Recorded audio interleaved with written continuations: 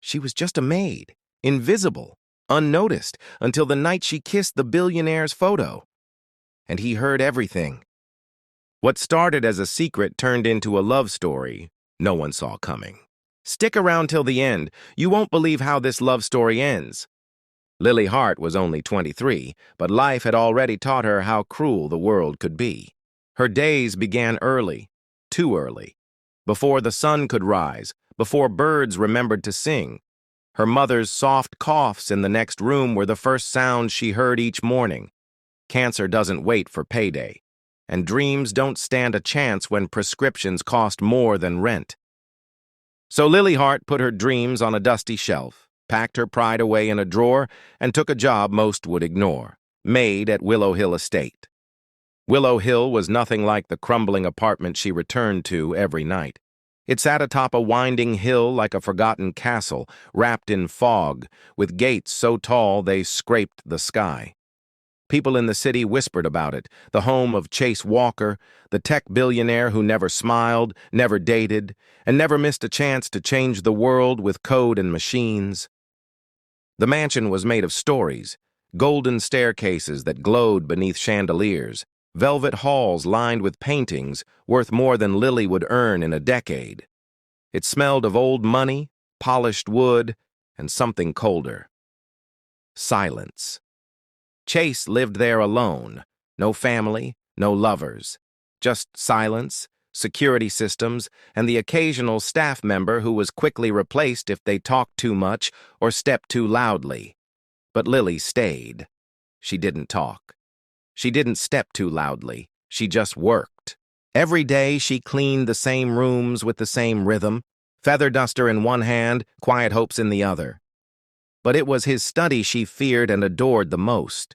The study was where Chase spent his late nights and early mornings, building empires with the tap of a keyboard. He was hardly ever there when she cleaned it, but his presence lingered like electricity in the walls. His desk was neat. His chair never moved. His photo frames were polished and precise. And yet one photo caught her heart, a candid shot of him smiling with a golden retriever, hair messy, joy so clear it could blind you. It wasn't for the press. It wasn't for shareholders. It was real. It was human. Over time, Lily began whispering to that photo. Silly things, mostly. Long night again? Or, you missed another sunrise, genius. Sometimes she told it stories of her mother's favorite songs, of the hot chocolate she used to make with extra cinnamon, of the father she still missed. She knew it was foolish, but foolishness was free, and kindness had nowhere else to go. She never imagined he'd hear a word of it. One morning after a particularly hard night filled with coughing and unpaid bills, Lily lingered longer in the study. The mansion was quiet. Her hands trembled. Her heart ached. She walked over to his desk, to the photo, and whispered words she didn't even know lived inside her. I wish someone like you could ever love someone like me. Her voice cracked. She looked at the eyes in the photo, those stormy, unreadable eyes. Then, with a small, trembling breath, she leaned down and kissed the corner of the frame. Just once. Just soft enough to pretend it didn't happen. She turned away fast, face flushed, heart pounding, and hurried out of the room like a child who'd told a secret to the stars. But what Lily didn't know was that Chase had come home early that morning, and in the corner of the room, just behind the tall bookshelf, behind a hidden panel of shadowed glass, he had paused to listen. At first, he thought he was imagining things, but then he heard it. Every word, every sigh, every wish she dared to whisper. And suddenly, the man who had everything, money, power, the world at his fingertips, stood frozen, shaken by the sound of something he hadn't heard in years. Hope. The storm had rolled in faster than expected that afternoon. Thick clouds curled around Willow Hill like ghosts returning home, and the wind howled through the trees as though trying to warn someone of something just out of reach. Chase Walker returned to the mansion earlier than planned. He rarely came home before nightfall. His life was a calendar packed with meetings, investor calls, and decisions worth billions. But that day, a new security upgrade was being installed at the estate. Something about internal access and audio integration. He wanted to test it himself. Privacy was sacred to him, especially in a world that never stopped watching. But Chase had no idea that the simple flick of a switch would change everything. He walked into the master corridor just as the system rebooted. A soft click echoed through the hall, followed by static from the intercom panel on the wall. Nothing unusual at first. Then came a voice, a gentle, trembling voice. At first, he frowned. "What the hell is this?" he muttered. But the voice didn't stop. It was talking to him? No, not him directly. It was soft, private, like someone speaking to a diary or a memory. "Long night again? You missed another sunrise, genius." His eyes widened. Then it happened. "I wish someone like you could ever love someone like me." There was a pause. He held his breath. And then faintly he heard it. A kiss. Light, barely there, but real. Chase didn't move. The air felt heavier. Something inside him stirred, a forgotten feeling that wrapped itself around his ribs like a warm chain. He knew the voice wasn't one of his executives or any guest from the outside world. This voice didn't belong to someone trying to sell him a new future. It belonged to someone trying to survive the present. He immediately called his assistant. "Who cleaned the study this morning?" he asked, his tone unusually gentle. The reply was instant. "That would be Lily Hart, sir. She's quiet. Been here about 4 months. Never causes trouble. Shows up on time, gets the job done." Lily Hart. He said her name out loud, tasting it like an unfamiliar melody. He realized he didn't even know what she looked like. The next day, he noticed her. She moved like someone trying not to be noticed, quick, respectful, invisible. But now that he was watching, it was impossible not to see her. She tied her chestnut hair back into a messy bun with a faded blue ribbon. She hummed when she dusted, songs from old black and white movies his mother used to love. She always stopped at the hallway with the framed photo of his mother and gently adjusted the fresh-cut flowers there, flowers she had no obligation to tend to. She was soft in a world made of noise, and Chase Walker, the man who had tuned out the world for years, now found himself tuning in just for her. He began changing his schedule. He lingered in rooms he used to avoid. He took his coffee from the same hallway she mopped each morning, not to disturb her, but to see her, even just for a moment.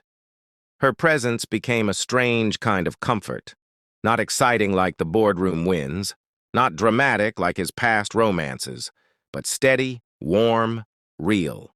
Still, he didn't speak to her, not yet. He was a billionaire, she was a maid, and yet, every time he saw her smile faintly at a flower or close her eyes for just one breath of peace between tasks, he heard that kiss again in his mind. That kiss had been meant for no one, but somehow it had found him. And the man who lived behind steel gates and passwords began to wonder, what if the safest place in the mansion wasn't behind the walls, but behind the words she whispered when she thought no one was listening? The ballroom at Willow Hill had never looked more alive. Crystal chandeliers shimmered like frozen stars. Candlelight danced along the golden walls. Waiters in white jackets served champagne on silver trays, and the wealthy elite of New York walked the marble floors in gowns and diamonds like it was their natural habitat. But Lily Hart didn't belong in that world. She stood quietly at the edge, dressed in a plain black uniform with a serving tray balanced in her hands and nerves crawling up her spine. Her job that night was to serve wine, not to be seen, and especially not to be noticed. She moved between guests like a shadow, careful not to make eye contact. Her worn flats made no sound against the marble, but still, she felt eyes on her, eyes that burned with something more than curiosity. His eyes. Chase Walker stood across the room, a glass of scotch in hand, but his gaze locked on her with a stillness that stole her breath. He was dressed in a sleek black tuxedo, jaw set like carved stone, yet his eyes, those gray-blue storms, softened the moment they met hers. She quickly looked away, but someone else saw the moment too. Vanessa Blake. Chase's ex-fiancée. Dressed in a slinky red gown, Vanessa floated over like a wasp in silk. She leaned toward Chase, her voice sharp as ice. "Your maid has eyes for you." Then she laughed, but not the kind of laugh that sparkled. It was the kind that stung. Chase didn't laugh back. His smile faded instantly, not out of shame, but out of disgust. Not for Lily, but for the cruelty of people who thought kindness had a class level, who believed love belonged only to those born into marble. He turned from Vanessa and walked away without a word. Meanwhile, Lily retreated to the quieter part of the mansion, where the music and whispers couldn't follow. She headed toward the study, needing a break, needing air. Her hands trembled, not from the cold, but from the way Chase had looked at her, like he knew her, like he remembered her voice, her kiss, her truth. She bent down to straighten a fallen book from the shelf when she turned and bumped right into him.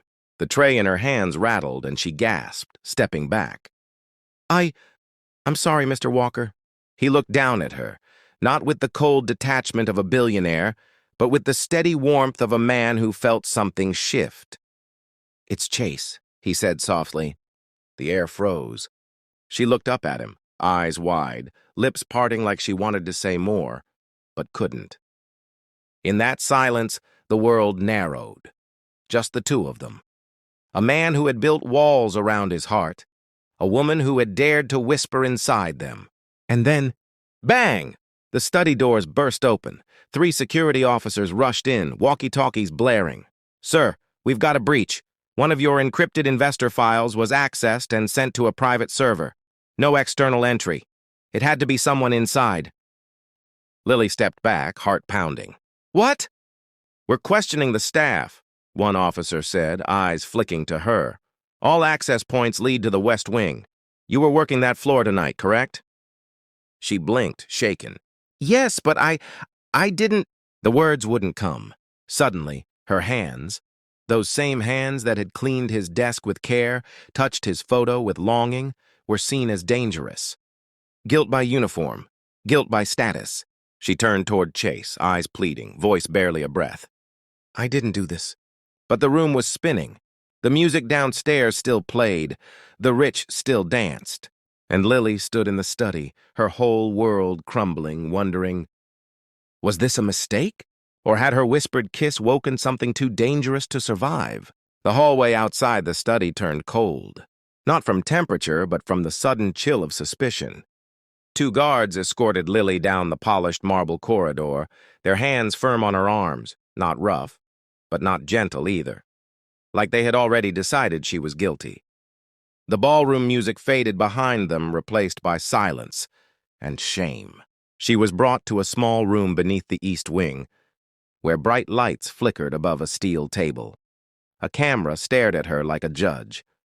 A man in a gray suit stood across from her, holding a clipboard filled with questions meant to corner her. "Why were you near the study?" "I was cleaning." "Why were you alone in the west corridor?" I always clean that area alone." "Who else had access to your cart?" No one." Her voice cracked. The man didn't look angry, he looked bored. Lily sat there, hands shaking, eyes wet, but blinking back the tears. "I didn't do anything," she said over and over, her voice growing smaller with every repetition. But her words fell like leaves in winter, barely noticed, easily swept away. She was no one to them, no family name, no powerful friends, just a maid in a mansion where secrets were worth millions. And across the estate, Chase Walker sat in silence, staring at the security monitors. He had replayed the same footage 5 times already. His jaw was clenched, fingers gripping the edge of the leather chair so tightly his knuckles turned white. Why did everything point to her? The system logs showed the leak came from the West Wing, the same place Lily had worked that night. His security chief had insisted it was clear. But Chase didn't believe in surface answers. He believed in data, in patterns, and most of all in gut instinct. And his gut whispered that Lily Hart could never betray anyone, not even herself. He scrubbed through the footage again. Timestamp 9:42 p.m., the exact time of the data breach. Lily was not near the office. She was in the garden. The camera caught her kneeling beside the flower bed near the large portrait of his mother, softly adjusting the petals on a vase of fresh roses, the same ones she cared for daily, whispering things only the wind heard. Her body was still. Her hands were full of perils. She hadn't even touched the device. It wasn't her. Chase stood up fast, heart thudding with both relief and rising fury. He stormed into the control room and demanded the presence of every member of the security team. One by one, he questioned them. And one by one, he saw the cracks, the shifting eyes, the conflicting answers, the hesitation in their voices. Someone had covered their tracks, and worse, they'd let an innocent woman suffer because it was easier than looking deeper. Without warning, he turned cold. "You're all dismissed, effective immediately." "Sir?" I said out. "If one innocent person can be blamed while the guilty walk free under my roof, then you don't belong here." That night, rain whispered against the glass of the grand balcony overlooking the garden. Lily stood there alone, wrapped in a thin shawl, arms folded against her chest, trembling. Not from the cold, but from everything she had felt in the last few hours. Shame, fear, hopelessness. Chase stepped onto the balcony behind her, quietly. No guards, no echo of footsteps. When she turned and saw him, her eyes widened. "You believed me?" she whispered, voice nearly gone. His face softened, the storm in his eyes clearing to reveal something gentler, something rare. "I never stopped." The words wrapped around her like a blanket. Her lips parted, but she said nothing. She just looked at him, really looked, and for the first time, she felt like she wasn't invisible. She was seen. Not as a maid, not as a suspect, but as Lily. After the storm passed, after the accusation, the shame, and the truth, Lily Hart disappeared into her silence. She still showed up for work, still cleaned the same rooms, still swept the same hallways with quiet care. But something had changed. She no longer lingered near the flowers. No more humming in the corridors. No more soft glances at Chase when she thought he wasn't looking. She moved like a ghost now, present but distant, and Chase felt every inch of that distance like a cold wind across his chest. He had cleared her name, fired the ones who wronged her, defended her with fire and certainty. But he hadn't said what mattered most. He hadn't told her what that kiss had done to him. Not just the sound of it, the whisper of lips against glass, but the feeling it left behind. Like someone had pulled back the curtain on a life he'd forgotten how to feel. Every time he walked into the study, he looked at the framed photo she had kissed, the one of him laughing with his old dog on a summer afternoon. The glass still held the memory, and his heart still held her. He couldn't take it anymore. So he asked his assistant to send her to the study. No reason, just to clean. When Lily arrived, the door was slightly ajar. Her heart thudded louder with each step, unsure if this was a summons or something more. The study was quiet. Chase was standing behind the desk. And the photo, the one she thought he'd never noticed, was sitting there in plain view. She froze at the doorway, her hands tightening around the cleaning cloth. "Come in," he said gently, his voice lower than usual, almost cautious.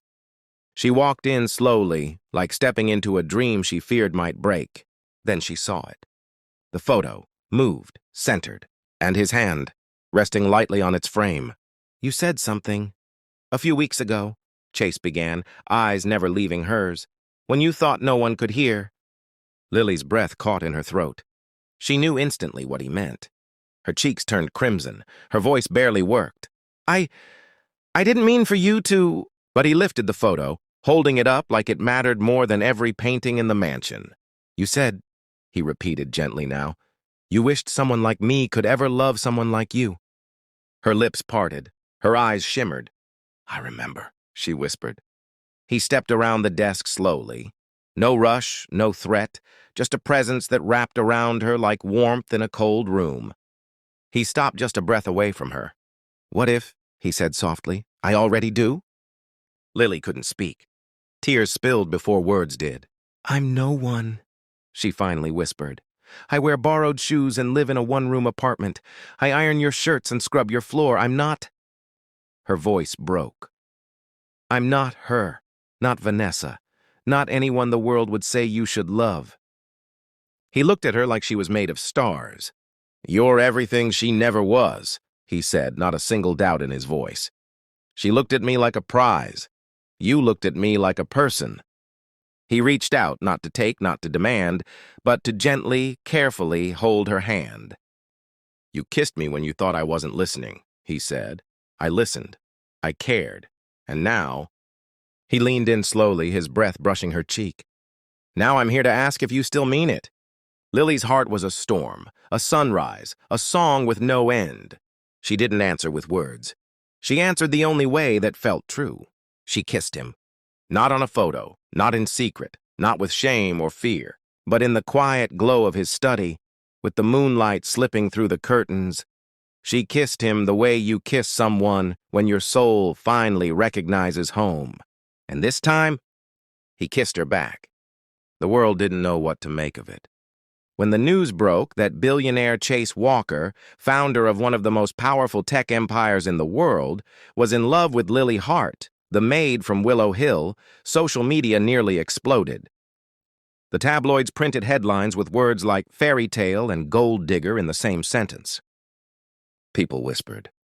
They speculated. They rolled their eyes at the thought of a man with private jets and offshore accounts falling for a woman who once scrubbed his bathtub. Some called her lucky. Others called her calculated. But neither of them cared, because what they had found wasn't made of status or schemes.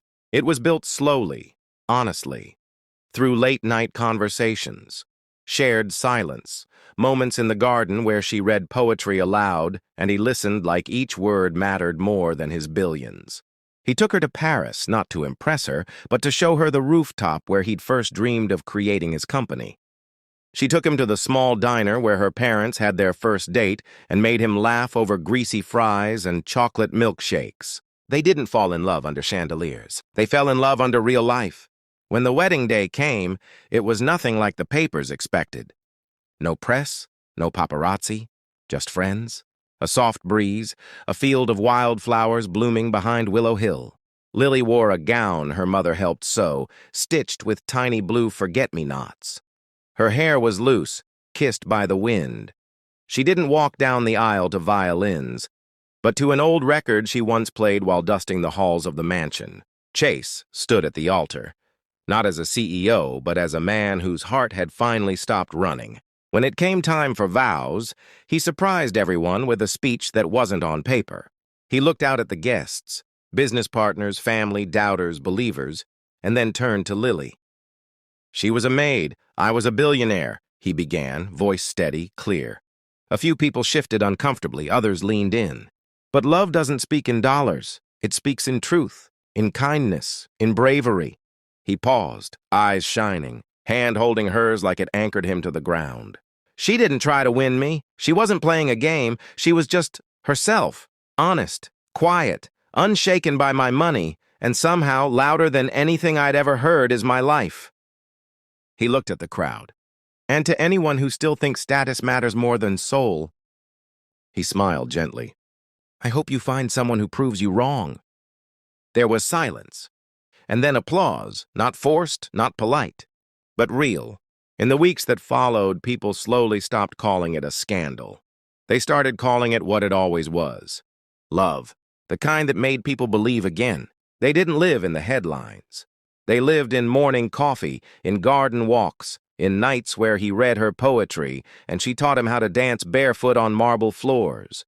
He no longer saw her as the maid from the mansion. She no longer saw him as the man behind the empire. They saw each other as something better. Home,